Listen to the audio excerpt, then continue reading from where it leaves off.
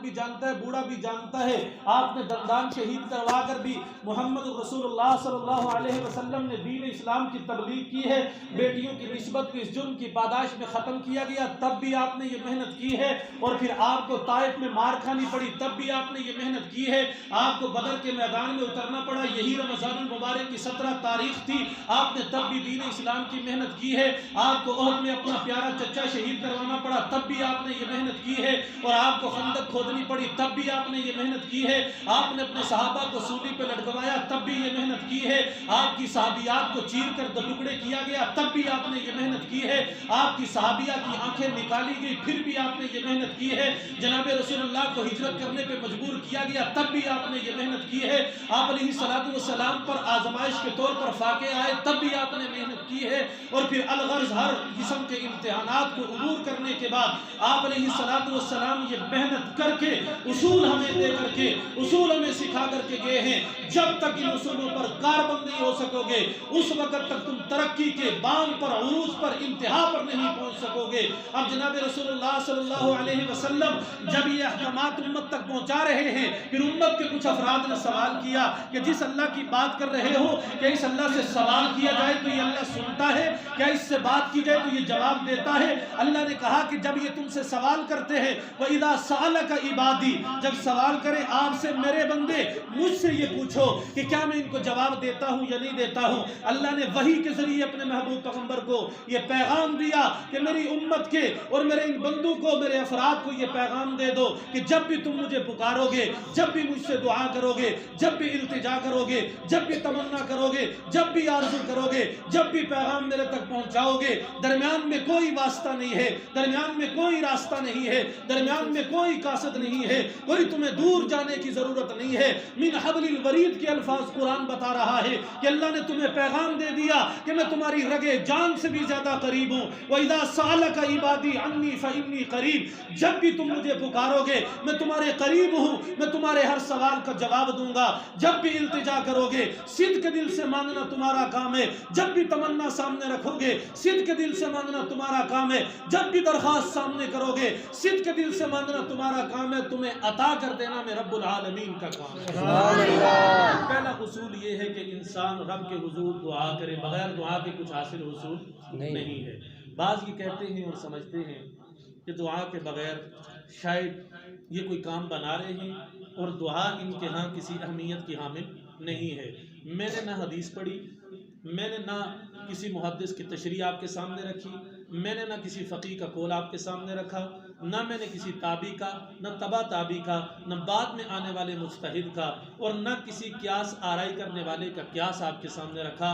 قرآن کی آیت جسے نص قطعی کہا جاتا ہے اس سے بات آپ کے سامنے رکھی ہے، اور پھر اسی کی روشنی میں محدث دہلوی جن کا پیغام آپ کو ابتداءً سنایا، انہوں نے یہ کہا کہ پہلا درجہ یہ ہے کہ اگر تم بام عروج پہ پہنچنا چاہتے ہو، ترقی کی منازل کو طے کرنا چاہتے ہو، سب سے پہلے تہذیب اخلاق کو سیکھو، اور پھر تہذیب اخلاق کو کہاں سے سیکھو؟ اللہ کے قرآن سے سیکھو۔ جب اس سے سیکھو گے تہذیب اخلاق کے 5 اصول ملیں گے، ان 5 اصولوں میں سب سے پہلا اصول دعا کا ہے، اور پھر دعا کے متعلق جب بندگان خدا نے اللہ کے رسول اور محبوب سے سوال کیا، اللہ نے وحی کے ذریعے پیغام دے دیا، جواب دے دیا کہ جب بھی سوال کرو گے میں سوال پورا کروں گا، جب بھی دعا مانگو گے میں دعا پوری کروں گا، جب بھی تم مجھے اپنا پیغام سنانا چاہو گے میں پیغام سنوں گا۔ اور اس میں ایک حدیث کی روشنی کے اندر ایک ابہام ہے، اس ابہام کو بھی دور کرنا چاہتا ہوں۔ ہمارے ہاں ہوتا کیا ہے، ہم دعا کرتے ہیں اور دعا کرنے کی کچھ ہی دیر بعد ہم شکوہ گناہ ہوتے ہیں، شکایت کر رہے ہوتے ہیں کہ دعا میں نے کی ہے لیکن دعا قبول ہوئی نہیں ہے، دعا کی ہے لیکن دعا قبول ہوئی نہیں ہے، اور وجوہات یہ بیان فرما رہے ہیں کہ میں نے اللہ سے مانگا تھا کہ اللہ مجھے یہ عطا فرما لیکن مجھے وہ ملا نہیں ہے۔ دعا کی قبولیت کے جناب رسول اللہ صلی اللہ علیہ وسلم نے 3 صورتیں بیان فرمائی ہیں۔ بہت سارے محدثین نے اپنی اپنی شروحات کے اندر، تشریحات کے اندر اپنے اپنے انداز میں اپنی اپنی توجیہات کو بیان فرمایا۔ میں ایک اور اردو کی کتاب اس کا ترجمہ ہو چکا ہے، فقیہ ابو الیاس سمرقندی رحمۃ اللہ تعالیٰ اپنی سند کے ساتھ اس روایت کو نقل کر کے بیان فرماتے ہیں کہ اللہ کے نبی نے صحابہ کو یہ بات یوں سمجھائی ہے کہ دعا 3 طرح سے قبول کی جاتی ہے۔ اولاً تو یہ کہ جو اللہ سے مانگا جائے من و عن انسان کو کوئی عطا ہو جاتا ہے، اور پھر ہوتا بھی ہے۔ ہم نماز کے اندر مانگتے ہیں، نماز سے بعد مانگتے ہیں، کبھی نماز میں کھڑے ہو کر تلاوت کر رہے ہوتے ہیں، کبھی نماز کے بعد کہہ رہے ہوتے ہیں ربنا هب لنا من ازواجنا وذرياتنا قرة اعین واجعلنا للمتقین اماما۔ اس میں ہماری دعائیں قبول ہو رہی ہوتی ہیں۔ اللہ نے ہمیں دنیا میں ازواج دی ہیں، اولاد دی ہے، ان کی راحت دکھائی ہے، سکون دکھایا ہے، طمانینت دکھائی ہے، وہ ہماری آنکھوں کی ٹھنڈک بنی ہے، ہمارے ہاتھوں میں پلی ہے، جوان ہوئی ہے، ان کی خوشیاں دیکھی ہے، لیکن شاید آخری عمر تک ہمیں محسوس نہیں ہوتا کہ دعا قبول ہو چکی ہے۔ پھر مانگتے ہیں ربی جعلنی، یہ مثالیں عرض کر رہا ہوں، ربی جعلنی مقیم الصلاۃ ومن ذریتی ربنا وتقبل دعاء ربنا اغفر لی ولوالدی وللمؤمنین یوم یقوم الحساب۔ دعا مانگ رہے ہیں، پتہ نہیں والدین جنت کی سیریں کریں، لیکن گمان یہ ہے کہ دعا قبول نہیں ہوئی۔ دعا من دعان کبھی اسی صورت میں قبول ہو جاتی ہے جو اللہ سے جیسا مانگا تھا اللہ نے ویسا عطا کر دیا، اور پھر کبھی یوں ہوتا ہے کہ وہ مانگا ہوا اس کے حق میں بہتر نہیں ہوتا، اور پھر کبھی اس کے ساتھ متصلاً دوسری صورت میں یہی بات ہے کہ کبھی اس دعا مانگنے والے کے اوپر مصائب و آلام گر رہے ہوتے ہیں۔ اللہ کے نبی نے فرمایا اوپر سے آسمانوں سے مصائب کا نزول ہو رہا ہوتا ہے، ادھر سے دعاؤں کا اہتمام ہو رہا ہوتا ہے، یہ تہجد میں اٹھنے والا، یہ جاگنے والا، یہ رونے والا اللہ کے حضور دامن پھیلا رہا ہے، جن کی صفات قرآن نے یوں بیان فرمائی ہے الذین یقولون ربنا آمنا فاغفر لنا ذنوبنا وقنا عذاب النار الصابرین والصادقین والقانتین والمنفقین والمستغفرین بالاسحار۔ یہ صفات مومن اور متقی کی بیان ہوئی، آخری صفت اللہ نے یہ، اور جو آخر میں ہوتی ہے وہ بڑی وزندار بات ہوتی ہے، وہ فیصلہ کن بات ہوتی ہے۔ قرآن نے کہا کہ وہ سحریوں کے وقت یعنی تہجد کے وقت اٹھ کر کے اپنے رب سے دعائے استغفار مانگ رہے ہوتے ہیں۔ عرض یہ کر رہا تھا آسمانوں سے مصائب کا نزول ہوا، ادھر سحری کے وقت میں ایک شخص اٹھا، اس نے دعا مانگی ہے، اللہ کے حضور دامن پھیلا دیا، یہ دعا آسمان کی طرف بڑھی اور اوپر سے نازل ہونے والی مصیبت کے ساتھ یہ ٹکرا جاتی ہے۔ اللہ کے نبی نے فرمایا کہ قیامت کی صبح تک یہ دعا اس مصیبت سے ٹکراتی رہتی ہے، اسے زمین کی طرف نہیں آنے دیتی۔ کبھی دعا اس صورت میں قبول ہو جاتی ہے کہ ہمارے اوپر آنے والے مصائب وہ ٹل جاتے ہیں، ہمارے اوپر آنے والے دکھ وہ دور ہو جاتے ہیں، لیکن ظاہری صورت یہ ہوتی ہے کہ دعا قبول نہیں ہوئی، حقیقت میں تو دعا قبول ہو چکی ہے۔ اور تیسری صورت اللہ کے نبی نے فرمائی کہ دعا کی قبولیت کی یہ ہے کہ انسان جو اللہ سے مانگتا ہے اللہ اس کی دعا کو اٹھا کر ذخیرے کے طور پر محفوظ کر دیتے ہیں۔ اور پھر ایک روایت اس میں نہیں دوسری میں نے پڑھا ہے، ترمذی کی روایت ہے، ابن ماجہ اور ابو داؤد کے اندر بھی یہ روایت موجود ہے، دعا کے باب کھول کر کے آپ دیکھیں گے آپ کو وہاں پر یہ روایت ملے گی۔ اللہ کے نبی نے فرمایا کہ یہ جو دعا اس کے ذخیرے کے طور پر جمع کر لی جاتی ہے، جب انسان کا آخری وقت ہوگا نا، جس وقت انسان بالکل ہر طرف سے مایوس ہو چکا ہوگا، اور یہ مایوسی کوئی میری کہی ہوئی نہیں ہے، قرآن شاہد ہے، یوم یفر المرء من اخیہ و امہ و ابی و صاحبتہ و بنی، وقت زیادہ گزر جائے گا ورنہ ایک ایک رشتہ میں گنواتا، اس میں اللہ نے رشتے گنوائے ہیں۔ ماں باپ کے ساتھ اولاد کا کتنا مضبوط ربط ہے، کتنا مضبوط تعلق ہے، کبھی اولاد حد سے زیادہ باغی ہو جاتی ہے لیکن ماں باپ اس کے لیے زبان سے شکوے کا لفظ بھی نکالتے نہیں ہیں، خاص کر ماں، وہ ہمیشہ تڑپ کے یہی کہتی ہے کہ میرا بیٹا، وہ جتنا نافرمان ہو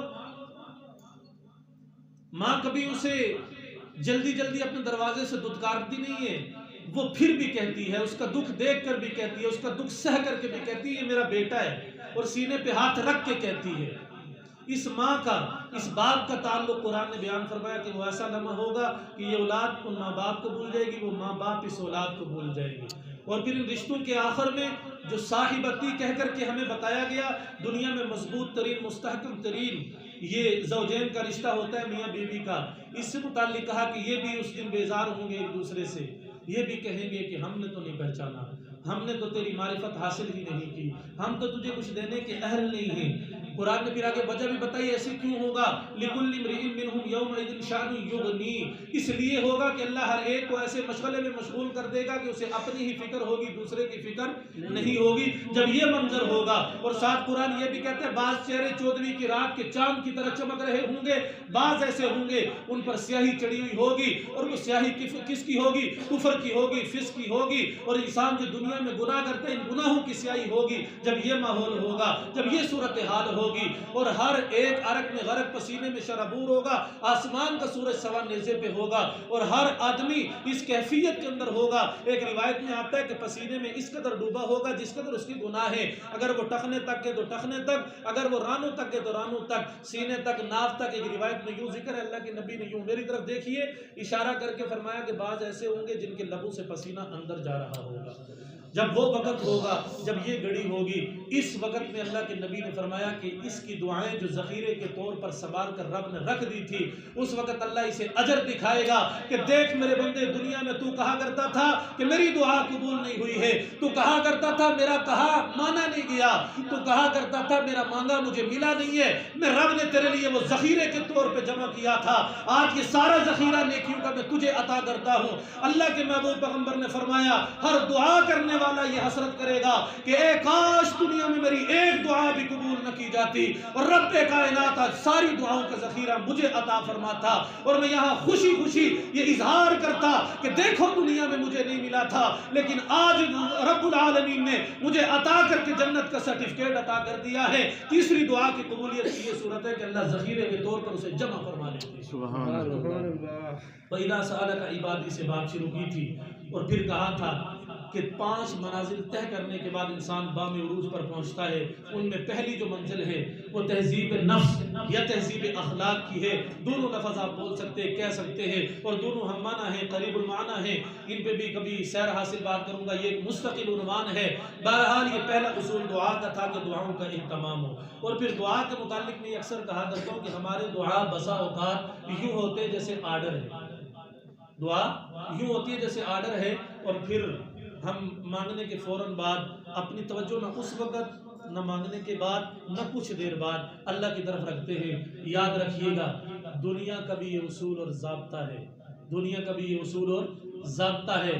آج دن کو میں توبہ کے عنوان پر ایک جگہ گفتگو کرتے ہوئے یہ کہہ رہا تھا کہ دنیا دار کے دروازے پہ اگر کوئی غلطی کرنے کے بعد جاؤ تو وہاں بھی اسی سلیقے سے جایا جاتا ہے۔ اسی مثال سے بات آپ بھی سمجھ لیجئے، دنیا دار کے دروازے پہ اگر مانگنے کے لیے جائے، اگر جو وہ معافی ہے غلطی کے بعد لیکن کسی سلیقے سے جایا جاتا ہے۔ کبھی ایسا آپ نے نہیں دیکھا ہوگا کہ میں نے اگر کسی کی حق کو غصب کر لیا یا کسی کے ساتھ میں نے ظلم و زیادتی کر دی ہے اور بعد میں ندامت ہوئی، احساس ہوا یا معاشرے کا دباؤ آیا یا کسی دوسری تیسری وجہ سے مجھے یہ ضرورت پیش آ گئی ہے کہ میں اس کے پاس جاؤں معذرت کے لیے، میں جاؤں معافی مانگنے کے لیے، تو میرا طریقہ کار یہ نہیں ہوگا کہ میرے ہاتھ میں ایک بڑا ڈنڈا ہو، میں اکڑا ہوا ہوں اور میری چال ڈال وہ اس طرح کی ہو جیسے میں اس کے ساتھ مزید کوئی الجھنے کے لیے آیا ہوں یا اس کے ساتھ مزید کوئی ظلم کرنے کے لیے آیا ہوں، بلکہ کیا ہوگا، انتہائی درجے کا تذلل اختیار کیے ہوئے ہوگا۔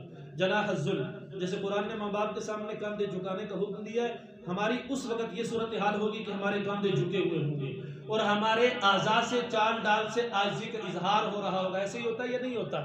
اگر خدا نہ خواستہ اس کے برعکس ہو اور وہ ہم ڈنڈا لے کر کے اور بغیر کسی سلیقے کے، بغیر کسی طریقے کے اس کے پاس معافی مانگنے کے لیے یا کچھ بھی مانگنے کے لیے جائیں گے، بتاؤ وہ معاف کرے گا؟ عقل اللہ نے دی، اللہ نے کہا میں نے ہوا سے خمسہ دیے، عقل دیے۔ اگر وحی کا علم نہیں ہے عقل سے سیکھو، ہوا سے خمسہ سے سیکھو۔ ہوا سے خمسہ سے پھر بات یاد آ گئی ہے، کس کس بات کا رونا روئے انسان۔ اللہ نے یہ عطا کیا، قرآن کہتا ہے علوم کے حصول کے سب سے بہترین ذرائع ہوا سے خمسہ میں سے اللہ نے انسان کو آنکھوں کی صورت میں اور کانوں کی صورت میں یہ 2 ذریعے عطا کیے ہیں، جن دونوں کو کثرت کے ساتھ ہم اللہ کی نافرمانی میں استعمال کرتے ہیں۔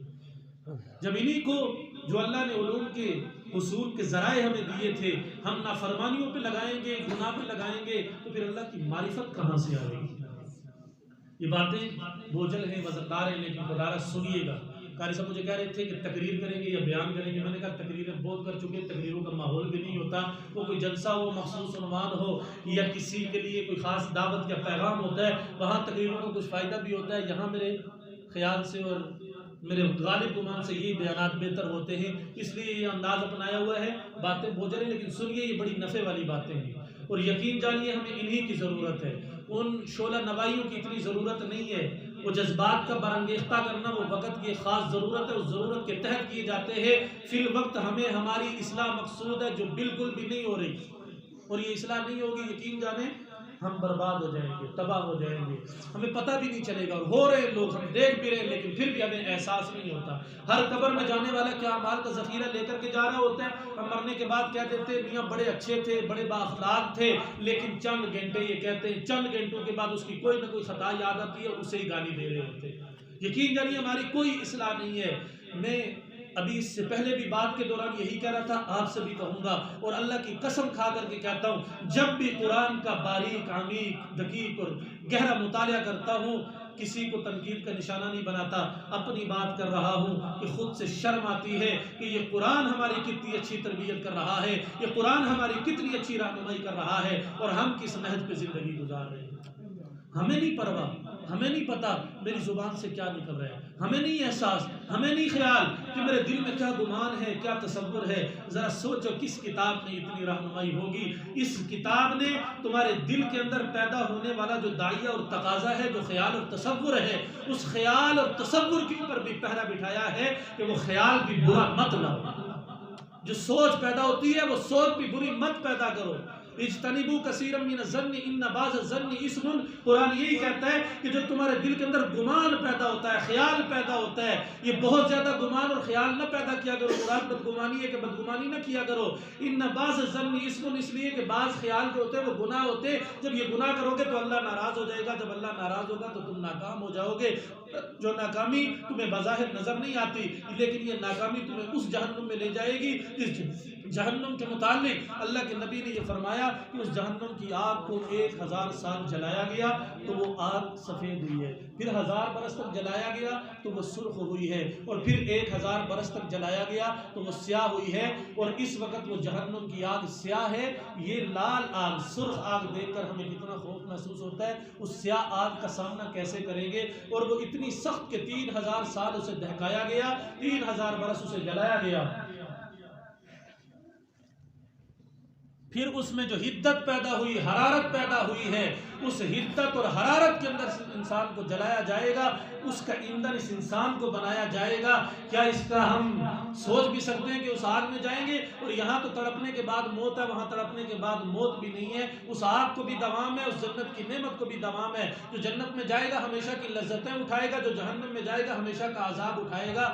اس کا ہم قطعاً سامنا نہیں کر سکتے۔ یہ دنیا میں ہماری سرکشی ہے کہ کہتے ہیں قبر میں جائیں گے تو دیکھ لیں گے، برزخ میں جائیں گے تو دیکھ لیں گے، جہنم میں جائیں گے تو دیکھ لیں گے، یا پھر اس طرح کہ گناہ در گناہ، گناہ در گناہ، گناہ در گناہ، اور شیطان کی طرف سے دل میں بات پیدا کر دی گئی ہے، ڈال دی گئی ہے کہ خیر ہے، ہم دنیا میں آئے ہیں کمزور ہے، خلق الانسان ضعیفا، قرآن ہی کہتا ہے انسان کمزور پیدا کیا گیا، بس گناہ کرتے رہیں، اللہ معاف کرنے والا ہے، معاف کر دے گا۔ تو میرے عزیز محترم ساتھیوں، ذرا کبھی یہ بھی سوچ لیا کرو کہ اللہ معاف تو کرے گا، اس کی صفت غفور سے، صفت رحیم سے کوئی انکار نہیں ہے، لیکن ہم بھی گناہ کرتے رہیں گے تو وہ جہنم میں جلنے والے کافر اور یہ مسلمان، کیا اللہ بے انصاف تو نہیں ہے؟ اللہ نا انصافی تو کرنے والا نہیں ہے۔ وہاں انصاف کا تقاضا یہ نہیں ہوگا کہ اللہ ان کافروں کو نافرمانی کے عوض جہنم میں ڈالا جا رہا ہے، یہ مومن ہونے کے باوجود نافرمان رہے، ان کو بھی آگ میں ڈالا جائے۔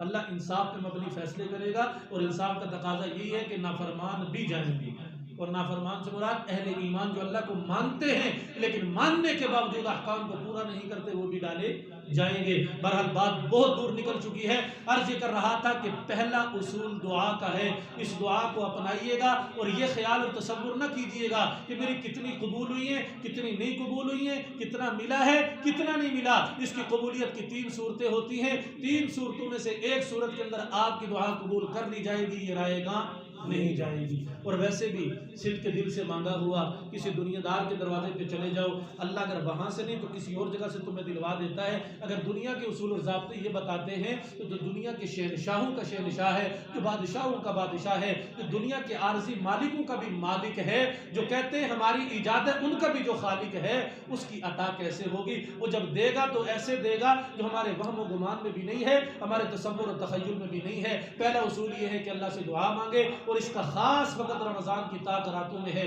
اللہ سے مانگ لو، اور جب مانگتے ہو نا دنیا، اس وقت ساتھ اللہ سے معرفت بھی مانگو۔ اللہ کی معرفت کا ہمیں پتہ نہیں ہے کہ اللہ کی معرفت کیا ہے۔ اللہ کی معرفت وہ چیز ہے کہ جسے یہ حاصل ہو جائے اسے دنیا کی کسی چیز کی محبت دل میں باقی رہتی ہی نہیں ہے۔ وہ جب بھی اللہ سے مانگتا ہے اللہ سے اللہ کی معرفت ہی مانگتا ہے، اللہ سے اللہ کا قرب ہی مانگتا ہے، وہ کچھ اور اللہ سے مانگتا نہیں ہے۔ اس لیے سب سے زیادہ اپنی دعاؤں میں اللہ سے اللہ کی معرفت مانگے اور رسول اللہ کی محبت مانگے۔ یہ دو باتیں دل میں آ جائیں گی، دنیا سے دل ویسے بھی اچاٹ ہو جائے گا، اور جس سے دل نہ لگے اسے انسان مانگنا پسند ہی نہیں کرتا۔ اور فرمایا کہ اس اصول کے بعد دوسرا اصول تہذیب اخلاق کا یہ ہے، قرآن کہتا ہے فَاذْكُرُونِي أَذْكُرْكُمْ وَاشْكُرُوا لِي وَلَا تَكْفُرُونَ، کہ کثرت ذکر، جو کثرت ذکر کرتا ہے وہ بام عروج پر پہنچتا ہے، اور جس کی زبان ذکر سے خالی رہتی ہے وہ کبھی بھی ترقی کی منازل طے نہیں کر سکتا۔ اور اس پر قرآن نے کیا کہا، اصول کس انداز میں دیا، ذرا انداز بیان دیکھو۔ قرآن کہتا ہے فَاذْكُرُونِي أَذْكُرْكُمْ، یہ نہیں کہا، حکم نہیں دیا ترقی کرنا چاہتے ہو تو اللہ کا ذکر کرو، اللہ نے کہا فَاذْكُرُونِي أَذْكُرْكُمْ، تم مجھے یاد کرو میں تمہیں یاد کروں گا۔ بدلہ پھر بھی تمہیں دے دیا کہ ترقی الہدہ سے ملے گی، محبت الہدہ سے ملے گی، کہ فَاذْكُرُونِي أَذْكُرْكُمْ، تم مجھے یاد کرو، تم میرا ذکر کرو، میں تمہیں یاد کروں گا، میں تمہارا ذکر کروں گا۔ اور پھر اس قرآن کی آیت پر حدیث کیا ہے، اور پھر حدیث بھی حدیث قدسی ہے، ایک حدیث اور ایک حدیث قدسی۔ حدیث قدسی وہ ہے جہاں پر اللہ کے نبی فرمائے کہ قال اللہ تبارک و تعالی، اللہ کے نبی کہہ رہا ہے کہ اللہ نے یوں فرمایا، اور وہ بات قرآن کی آیت نہیں ہے، وہ وحی مطلوب نہیں ہے، اسے حدیث قدسی کہا جاتا ہے۔ اللہ کے نبی نے فرمایا کہ آسمانوں کا رب تمہیں کہہ رہا ہے کہ تم اگر مجھے اپنے جی میں یاد کرو گے میں بھی تمہیں اپنے جی میں یاد کروں گا، تم اگر کسی محفل میں یاد کرو گے میں اس سے عمدہ اعلیٰ بہتر عرفہ برتر بالا محفل میں تمہیں یاد کروں گا، تم مجھے تنہائی میں یاد کرو گے میں بھی تمہیں اپنی ذات میں یاد کروں گا، اب اگر تم مجھے جلوت میں یاد کرو گے میں بھی تمہیں جلوت کے اندر یاد کروں گا، اور تم اگر میری طرف چل کر کے آؤ گے میں تمہاری طرف دوڑ کر کے آؤں گا، اب اگر تم مجھے ایک مرتبہ پکارو گے میں تمہیں 3 مرتبہ جواب دوں گا۔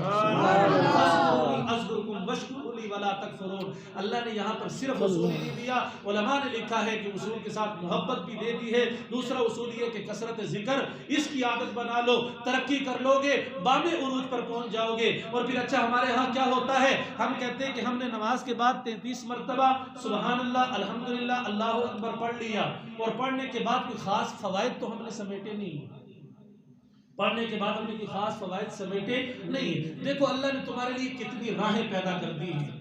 قرآن کا ایک مقام یاد آتا ہے وَمَن يَتَّقِ اللَّهَ يَجْعَلْ لَهُ مَخْرَجًا۔ قرآن کہتا ہے کہ جب تم اللہ کا خوف اپنے دل میں لاؤ گے تو ظاہر سی بات ہے ذاکر وہی ہوگا جس کے دل میں خوف خدا ہوگا، جس کے دل میں خوف خدا نہ ہو وہ کبھی ذاکرین کے سب میں شامل ہو سکتا نہیں ہے۔ اللہ نے فرمایا اگر تمہارے دل کے اندر میرا خوف ہے تو میں تمہارے نکلنے کی راہیں پیدا کر دوں گا۔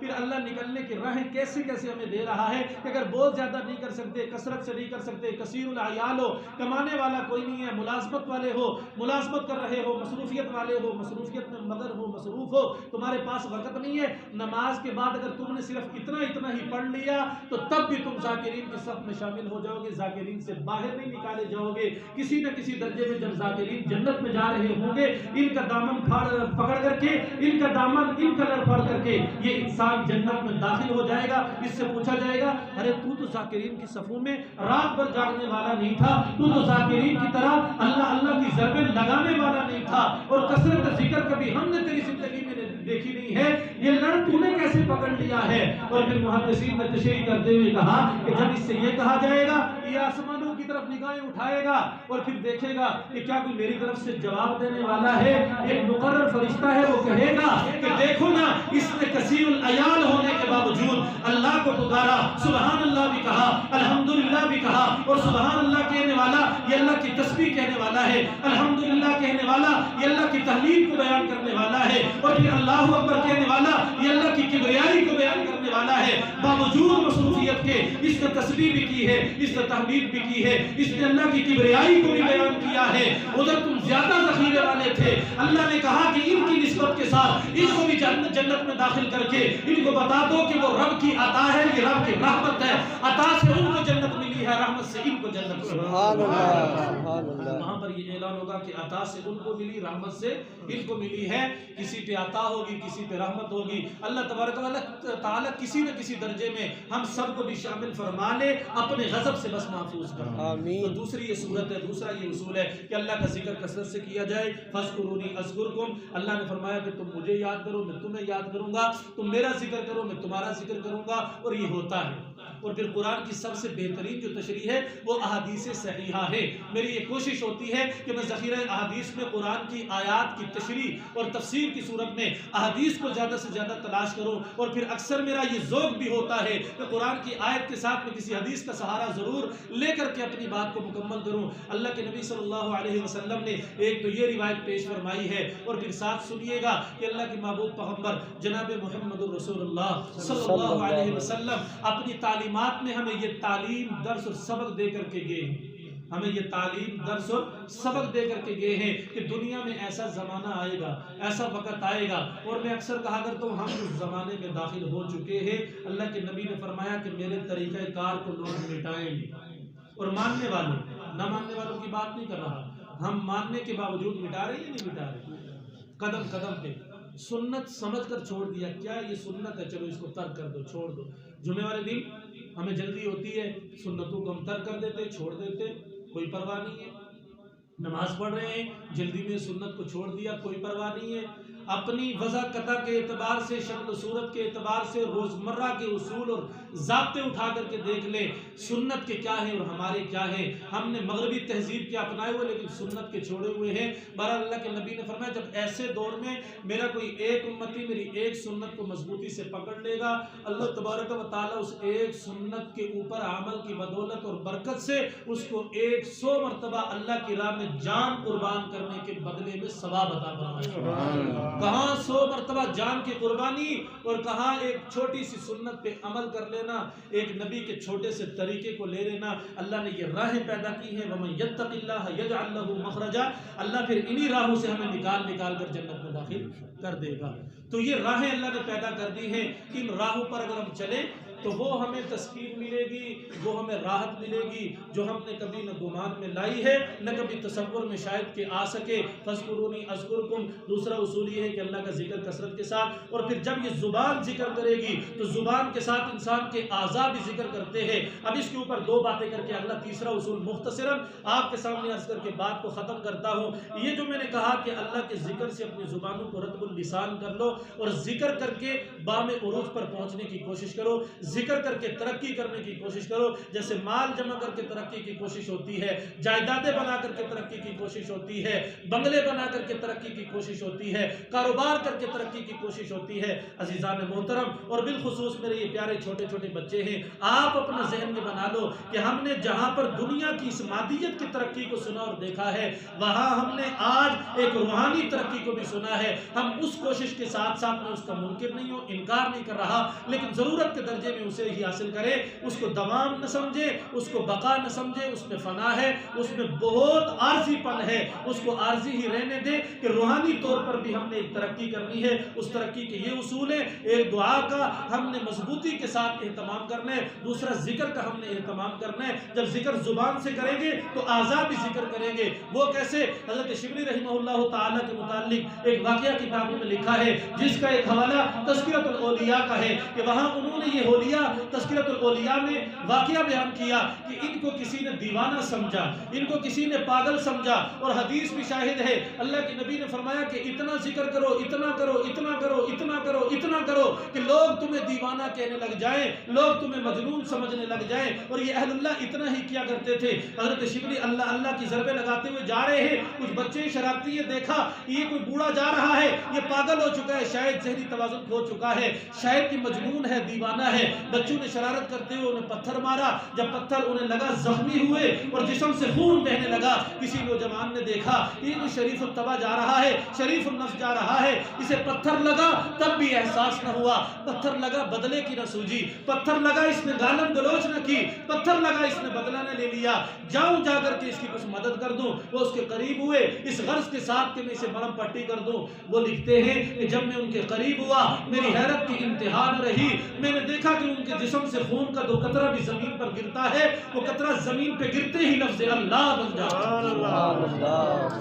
میں نے دیکھا کہ یہ شخص اس طرف متوجہ بھی نہیں ہوا، اسے اپنا دکھ اور درد کا احساس بھی نہیں ہے، اور جو بھی قطرہ لہو اس کے جسم سے نکلتا ہے زمین پہ گرتے ہی لفظ اللہ بن جاتا ہے۔ میں نے اس کے دل کے قریب کان کیے اور سنا کہ اس کے دل سے بھی اللہ اللہ کی آوازیں آ رہی ہیں، منہ کے قریب کان کیے تو زبان سے بھی یوں محسوس ہو رہا ہے یہ اللہ اللہ کی ضربیں لگا رہا ہے، اور پھر میں سمجھ گیا کہ یہ کوئی پہنچا ہوا ہے جس کا انگ انگ اللہ اللہ کر رہا ہے، اور اس کے جسم کا ایک ایک عضو اللہ کی حمد و ثنا میں مگن ہے، اور ایک ایک عضو سے اللہ کا ذکر ہو رہا ہے، اور اسے احساس ہی نہیں ہے کہ مجھے دکھ پہنچا، مجھے تکلیف پہنچی ہے۔ کہتے ہیں اس وقت میں نے انہیں مرہم پٹی کی ہے، ان بچوں کو میں نے روکا۔ مثال آپ کے سامنے یہ ہے کہ جب زبان سے اللہ اللہ کرو گے وقت آئے گا کہ جسم کا ایک ایک عضو اللہ اللہ پکارے گا۔ اور اسی پہ دوسری بات یہ آپ کے سامنے عرض کرنا چاہتا ہوں کہ ذوالفقار نقشبندی صاحب جو اب بھی حیات ہے، ان کی زندگی کا واقعہ ہے، کتابوں میں موجود ہے، ان کی زبان سے آپ سن سکتے ہیں، ان سے جا کر تائید اور تصدیق لے سکتے ہیں۔ کہتے ہیں میں امریکہ میں چلا گیا، وہاں پر ایک میرا مرید تھا جو دل کا اسپیشلسٹ ڈاکٹر تھا، اور اس نے وہاں پر کچھ اپنا کلینک بنایا ہوا تھا۔ میں جب اس کے پاس پہنچا اس نے کہا کہ میرا کلینک ہے، وہاں پر میں نے مشینری جو رکھی ہوئی ہے، میں دل کے خاص مریضوں کو چیک کرتا ہوں، میرا یہ کام ہے۔ اپنے کام سے متعارف کروایا اور مجھے کہنے لگا کہ حضرت جی آپ چلیے، میں آپ کے ساتھ بھی وہ علاجات منسلک کر کے آپ کے بھی دل کو چیک کر لیتا ہوں، مجھے پتہ چلتا ہے اس مشین کے ذریعے کہ کتنا دل کام کر رہا ہے، کہ کتنا خون اپنے اندر لے رہا ہے اور کتنی باہر جسم کو سپلائی دے رہا ہے۔ جس وقت کہتے ہیں میں اس کے پاس پہنچا، اس نے وہ سارے جتنے بھی وہ مصنوعی اعضاء تھے وہ میرے جسم کے ساتھ منسلک کر دیے۔ وہ علاجات جب مجھے لگائے اور لگانے کے بعد میرے سامنے ایک سکرین لگی ہوئی تھی، اس سکرین کے اوپر میں نے دیکھا کہ رنگین بھی تھی، اور رنگین کے علاوہ ایک دوسری تصویر بھی تھی جو میرے دل کی تھی، اور وہ سکرین مجھے دکھا رہی تھی کہ اتنا خون یہ دل اپنے اندر لے رہا ہے اور اتنا یہ باہر سپلائی دے رہا ہے۔ اتنے میں اس نے مجھے کہا کہ حضرت جی میں آپ کو اس دل کی آواز بھی نہ سنا دوں؟ ذرا غور سے سنیے گا۔ اس نے ایک بٹن آن کیا، اور اس سے پہلے یہ تمہید سنیے کہ باقاعدہ محققین نے تحقیق کے بعد اور سائنس دانوں نے جو دنیاوی علوم سے آشنا ہے وہ میری اس بات کو سمجھے کہ وہ جانتے ہوں گے کہ محققین اور سائنسدانوں نے یہ بات لکھی ہے کہ دل جب اپنے اندر خون لیتا ہے تب بھی ایک آواز پیدا ہوتی ہے، اور جب یہ دل باہر جسم کو سپلائی دیتا ہے تب بھی ایک آواز پیدا ہوتی ہے۔ اور انہوں نے اس آواز کو کیا لکھا؟ چونکہ اکثر محققین وہ غیر مسلم ہیں، اکثر ایسے ہیں جو مسلمان ہونے کے باوجود دین سے بہت دور ہے، انہوں نے اس آواز کی جو پہچان لکھی ہے، جو تعریف لکھی ہے کہ دل جب اپنے اندر خون لیتا ہے تو لب کی آواز پیدا ہوتی ہے، اور جب باہر جسم کو سپلائی دیتا ہے تو ڈب کی آواز پیدا ہوتی ہے، اور یہ لب ڈب لب ڈب لب ڈب کی آواز آتی رہتی ہے۔ کہتے جو ہی اس نے بٹن آن کیا، آن کرنے کے ساتھ یہ آواز آئی۔ اب اللہ والے تو بات کو سمجھ جاتے ہیں۔ وہ ڈاکٹر مجھے کہنے لگا کہ آپ کا دل خون لے بھی صحیح رہا ہے، دے بھی صحیح رہا ہے، اور اس کے خون لینے کا عمل بھی صحیح ہے، خون جسم کو دینے کا عمل بھی صحیح ہے۔ دلیل اس پہ یہ ہے کہ آپ کے دل کی آواز لب اور ڈب کی جو آ رہی ہے یہ دونوں آوازیں صحیح ہیں، یہ بالکل کلیئر ہیں، واضح ہیں۔ کہنے لگے میں نے ان ڈاکٹر صاحب سے کہا کہ ذرا رکیے، چپ ہو جائیے، میرے ساتھ علماء کی ایک جماعت تھی، میرے ساتھ صلحاء تھے، میں نے انہیں کہا کہ ذرا آنکھیں بند کرو، تصورات کی دنیا میں جاؤ، سوچو ہمیں کس نے پیدا کیا ہے، اور آنکھیں بند کر کے اس آواز کو سنو کہ ہمیں دنیا کے محققین نے دھوکے میں تو نہیں رکھا ہے، کہیں سائنسدانوں میں ہمیں غلط تعریف کر کے تو نہیں دے دی ہے، کہیں دنیا کے لوگوں نے ہمیں غلط پہچان تو نہیں دے دی ہے۔ یہ لب ڈب کی آواز ہے، یہ رب رب کی آواز ہے۔ کہنے لگے جب میں نے آنکھیں بند کی ہے، ان صلحاء نے آنکھیں بند کی ہے، علماء نے آنکھیں بند کی ہے، اس نے وہ بٹن آن کیا، کچھ دیر کے بعد سب کی زبانوں پہ یہی لفظ تھا کہ یہ دل کی جو آواز ہے یہ لب ڈب کی آواز نہیں، رب رب کی آواز ہے۔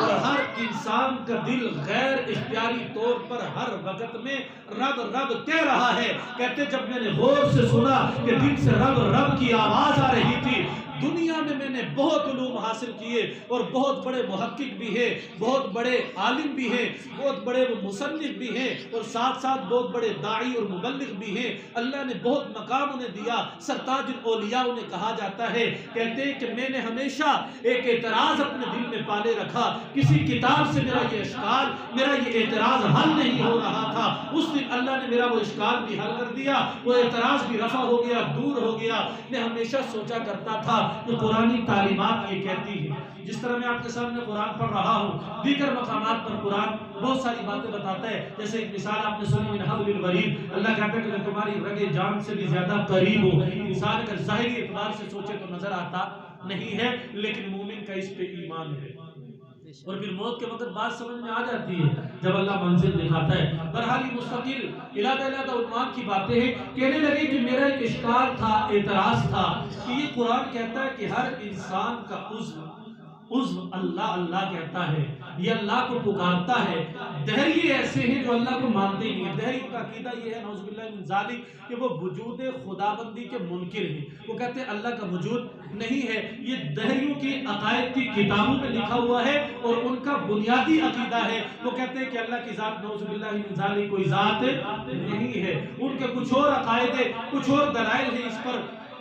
اب وہ کہنے لگے کہ میرا یہ اعتراض کہ دہریے جب اللہ کو مانتے نہیں ہیں تو ان کے اعضاء سے، ان کے دل سے، ان کے جسم سے کیسے اللہ اللہ کی پکار اٹھتی ہوگی، کیسے رب رب ان کے اعضاء کہتے رہے ہیں؟ کیونکہ جب وہ مانتے ہی نہیں ہیں، جب مانتے ہی نہیں تو تصور ہی نہیں، جب تصور ہی نہیں ہے تو پھر تصور کے بعد الفاظ بنتے ہیں، الفاظ کے بعد افعال بنتے ہیں. دل میں خیال پیدا ہوا، زبان سے لفظ بن کر کے نکلا، اور پھر کبھی وہ لفظ انسان کے اعضاء سے فعل بن کر کے نکلا ہے. یہ وہ بنیادی باتیں جو ہر آدمی سمجھتا ہے. کہتے جب ان کے ہاں تصور ہی نہیں ہے تو پھر لفظ بھی نہیں ہوگا، جب لفظ بھی نہیں ہے تو فعل بھی نہیں ہوگا. یہ کیسے اللہ اللہ کہتے رہے ہوں گے؟ یہ اشکال تھا، اعتراض تھا جو حل نہیں ہو رہا تھا. اس دن یہ میرا اشکال بھی حل ہو گیا کہ دہریہ بھی اللہ کو مانے یا نہ مانے، دل اس کے سینے میں بھی ہے، خون وہ بھی لیتا ہے، خون وہ بھی دیتا ہے. وہ مانے یا نہ مانے، وہ اقرار کرے یا نہ کرے، اس کا دل بھی رب رب ہر وقت کہہ رہا ہے. سبحان اللہ، سبحان اللہ. تو یہ انسان جب قصد سے، ارادے سے، زبان سے اللہ کا ذکر کرے گا تو پھر اس کے اعضاء سے اللہ کا ذکر کیسے ہوگا؟ عزیزان محترم، یہ ہم سوچ بھی نہیں سکتے. یہ دوسرا اصول تھا باب عروج پر پہنچنے کا، ترقی پانے کا، کہ دعا کے بعد ذکر کا اہتمام کرے. اور پھر اس کے بعد اللہ رب العزت نے کہا کہ فَاذْكُرُونِي أَذْكُرْكُمْ وَاشْكُرُوا لِي وَلَا تَكْفُرُونِ، کہ تم میرا شکر ادا کرو، نہ شکری نہ کرو. تیسرا اصول شکر ہے. اور یہ شکر ایک ایسی چیز ہے جس کو ہم نے چھوڑ دیا. شکر ایک ایسی چیز ہے جس کو ہم بھول چکے. شکر ایک ایسی چیز ہے جس کو اہمیت ہم نے دینی ہی چھوڑ دی ہے. یاد رکھیے گا قرآن بھی کہتا ہے لَإِن شَكَرْتُمْ لَأَزِيدَنَّكُمْ، اگر تم شکر کرو گے تو میں تمہاری نعمت میں اضافہ کروں گا، نہ شکری کرو گے میں چھین لوں گا. اگر شکر کرو گے تو میں تمہاری نعمت میں اضافہ کرتا چلا جاؤں گا، نہ شکری کرو گے تو میں تمہاری اس نعمت کو چھین لوں گا. آج ہم بے نمازی ہیں، آج ہم روزہ خور ہیں، آج ہم خائن ہیں، آج ہم کنجوس اور بخیل ہیں، زکوٰۃ نہیں دیتے، صدقہ خیرات نہیں کرتے. بہرحال بہت سارے بڑے بڑے جرائم ہمارے اندر موجود ہیں. یہ کیا ہے؟ میں ایک بات کہنے لگا ہوں، پھر دلیل بھی آپ کو دوں گا اس پر. یہ ناشکری کا وبال ہے، یہ ناشکری کی سزا ہے کہ ہم سے توفیق چھین لی گئی ہے. ہم سے توفیق چھین لی گئی ہے کہ ہم نماز پڑھیں. ہم سے توفیق چھین لی گئی ہے کہ مال ہونے کے باوجود زکوٰۃ دیں. ہم سے توفیق چھین لی گئی ہے کہ ہم صاحب استطاعت ہونے کے باوجود حج کر سکے. ہم سے توفیق چھین لی گئی ہے کہ ہم اللہ کے احکام کو پورا کریں. وجہ کیا ہے؟ وجہ نہ شکری ہے. علماء نے، مفسرین نے، محدثین نے تشریحات کے اندر، توضیحات کے اندر یہ بات لکھی ہے کہ اللہ تبارک و تعالیٰ نے جسم دیا، اعضاء دیے، اور اس کا شکر یہ ہے کہ اللہ کے احکام کی بجا آوری کی جائے. اگر اللہ نے اعضاء دیے، جو نماز پڑھنے والا ہے گویا اس اعضاء کا شکر ادا کرنے والا ہے، جو روزہ رکھنے والا ہے. فرمایا ہر چیز کی زکوٰۃ ہوتی ہے. لِكُلِّ شَيْءٍ زَكَاةٌ وَزَكَاةُ الْجَسَدُ الصَّوْمُ، جسم کی زکوٰۃ روزہ ہے. اب جس نے روزہ رکھا ہے گویا کہ اس نے جسم جو اللہ نے عطا کیا ہے اس کا شکر ادا کیا ہے.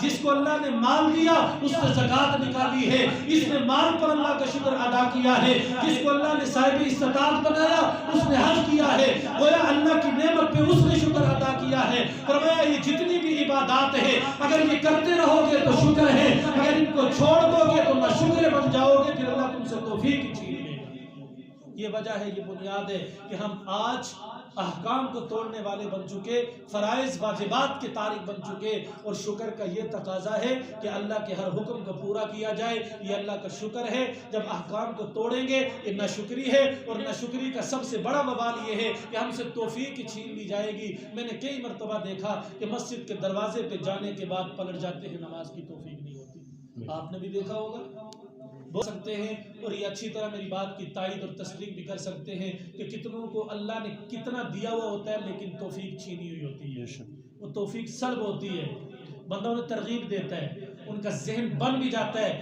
لیکن درمیان میں بخل حائل ہو جاتا ہے، جس طرح ان کو دینا چاہیے وہ اس طرح دیتے نہیں ہیں۔ وجہ کیا ہوتی ہے؟ اللہ نے وہ چیز سلب کر لی ہوتی ہے، وہ چیز اللہ نے ان کو دینے کے باوجود محروم کر رکھا ہوتا ہے۔ کیوں؟ کہ وہ ناشکرے ہوتے ہیں، اس کا شکر اللہ کے احکام کے مطابق ادا نہیں کر رہے ہوتے۔ یہ تیسرا اصول تھا، پہلا دعا، دوسرا ذکر، اور تیسرا اصول اللہ کا شکر۔ یہ تین اپنائیں، اور ناشکری کبھی زبان سے بھی نہ کریں، اعضاء سے بھی نہ کریں۔ اور پھر ناشکری کی بہت ساری صورتیں ہوتی ہیں۔ اللہ کے نبی صلی اللہ علیہ وسلم سے صحابہ نے سوال کیا کفر عملی سے متعلق، کفر اعتقادی کی بات نہیں ہے، کفر اعتقادی اور ہوتا ہے، کفر عملی اور ہوتا ہے، کہ اللہ کے رسول کفر عملی کیا ہے؟ اللہ کے نبی نے جواب دیا تکفرون العشیر، جو عورتیں اپنے شوہر کی نافرمان ہیں یہی تو کفر عملی کر رہی ہیں۔ یہ کفر عملی ناشکری کے ذریعے ہوتا ہے، اور اس میں ہم مبتلا رہتے ہیں۔ اللہ کی نعمتیں استعمال کرنے کے باوجود ایک بار سر میں درد ہو جائے، آنکھ میں درد ہو جائے، زبان سے ایسا جملہ نکالتے ہیں جو ناشکری پر، کفران نعمت پر مبنی جملہ ہوتا ہے۔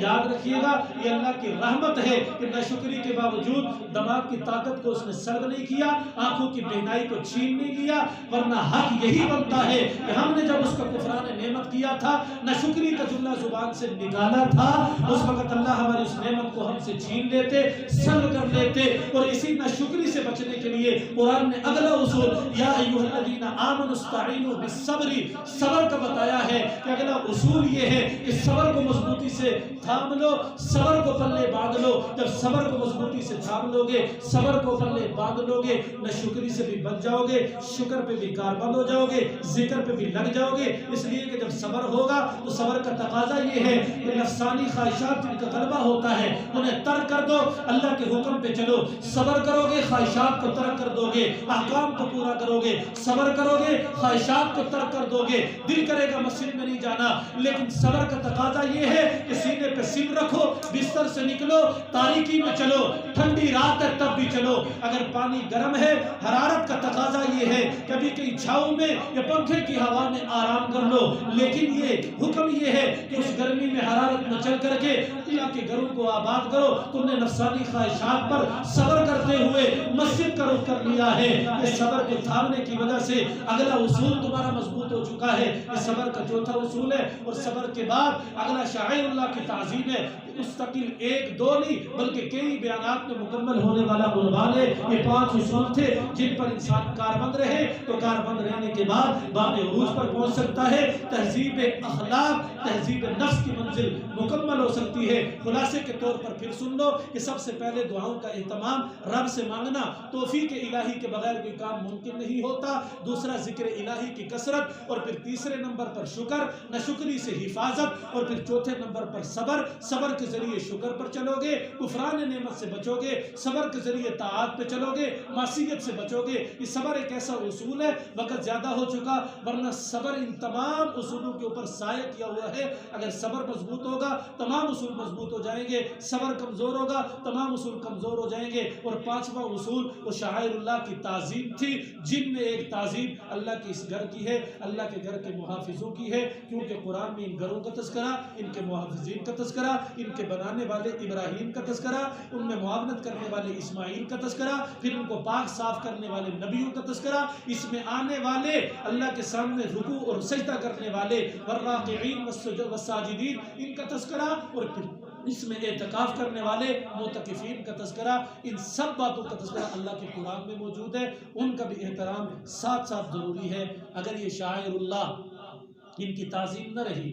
جیسے مساجد کی میں نے ایک مثال دی ہے، میں نے عرض کیا کہ یہ مستقل عنوان ہے اور بڑا طویل عنوان ہے. انشاءاللہ کبھی موقع ملا تو اس پہ آپ کے سامنے ضرور بات کروں گا، عرض کروں گا. یہ ان کی تعظیم اور ان کے محافظین کی تعظیم، مراد علماء ہیں، حفاظ ہیں، قراء ہیں، ان کی قدر، چونکہ ان کی ناقدری یہ ایک مستقل گناہ بھی ہے، اور پھر شاعر اللہ کی تعظیم کے ساتھ ساتھ ایک لازمی جزو بھی ہے. جو جزوی طور پر آتا ہے، کلی طور پر تو نہیں، لیکن جزوی طور پر ان کا احترام. مراد ائمہ مساجد ہے، علماء جو آپ کے رہبر ہیں، انبیاء کے وارث ہیں، جو آپ تک انبیاء کا ورثہ پہنچانے والے ہیں، جو قرآن کی طرف آپ کی رہنمائی کرنے والے ہیں، جو داعین ہیں، مبلغین ہیں، اور بھی بہت کچھ ہے. ان کی ان تمام حیثیتوں سے عزت بھی کی جائے، احترام بھی کیا جائے، انہیں مستحق بھی کیا جائے، مضبوط بھی کیا جائے. اسی صورت کی ایک کڑی آپ کا یہ ادارہ ہے، جس سے الحمدللہ شاید کہ اب سینکڑوں کو تعداد پہنچنے والی ہوگی. یہ حفاظ قراء، وہ قاری صاحب نے کس دور میں بیٹھ کر پڑھنے پڑھانے کا سلسلہ شروع کیا تھا، پھر حیتیں بدلتی رہی، ادوار بدلتے رہے، انداز بدلتے رہے، احباب بدلتے رہے. آج کس کس انداز میں اس ادارے کے آپ نے فضلاء دیکھ لیے، علماء دیکھ لیے، ان سے منسوب مبلغین اور داعین آپ نے دیکھ لیے ہیں. یہ اس ادارے کے اندر آخر کسی کی محنت ہے. یہ یوں ہی تو کوئی بند سور کے باہر نہیں نکل گئے. اس ادارے کا خوب خوب خیال رکھیے، اس ادارے کی ضروریات کا خیال رکھیے. اس ادارے میں بیٹھنے والے، محنت کرنے والے، اس ادارے میں پڑھنے والے، اس ادارے میں پڑھانے والے، یہاں پر اپنا وقت دینے والے، یہاں قربانیاں پیش کرنے والے، ان کا خیال رکھیے، احترام کیجئے، محبتوں سے